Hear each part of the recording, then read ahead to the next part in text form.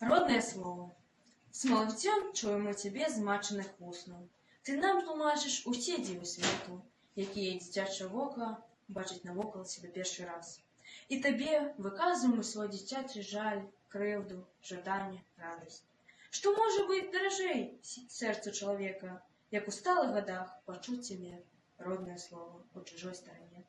Здаецца, будзем з далёкай чужыні пераносіш ты ў нас у родны край, родную вёску, дзе мы ўзраслі, дзе першыя думкі складалі, дзе гора і радасць першы раз спазналі. Чаму ж роднае слово гэтак часта забываюць цябе людзі, нават тут між сваімі? Чаму сыны нашага народа так лёгка адракаюцца ад матчынай гутаркі? Кажуць, бо цёмны нашы беларусы. Але гэта няправда. Забываюць родную мову. Адракаюцца бацькоў і братоў сваіх найбольш тыя, хто дайшоў навук, выйшаў у людзі.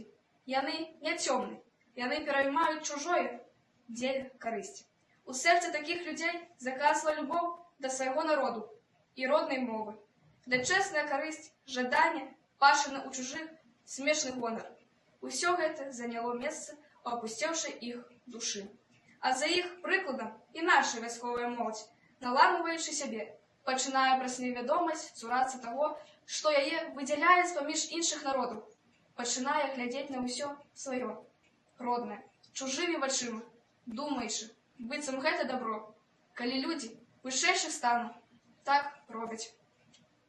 Бедны той, хто апрача грошай, апрача багацця, которое пры першым няшчасці шчэзне да звання, не мае скарбаў вечных, скарбаў душы. Такі скарб, который ніхто і ніколі адабраць ад нас не здолее. Это любоў да бацькаўшчыны, да свайго народу, да роднай мовы. Это вялікае мілаванне чалавека, слабога, пакрыўджанага. Яркім полымем гарыць такая любоў у душы, сагравае яе, асвятляе дарогу ў жыцці. Хто любіць свой народ, хто ў кожным бачыць брата чалавека, той не сагнецца перад крыўдай, перад здзекам. Ён бачыць навокал сябе мільёны падобных сабе, і яго думкі, яго жаданні зліваюцца з думкамі і жаданнямі вялікай людской грамады. Такі чалавек ніколі не будзе адзін, самотны і пакінуты.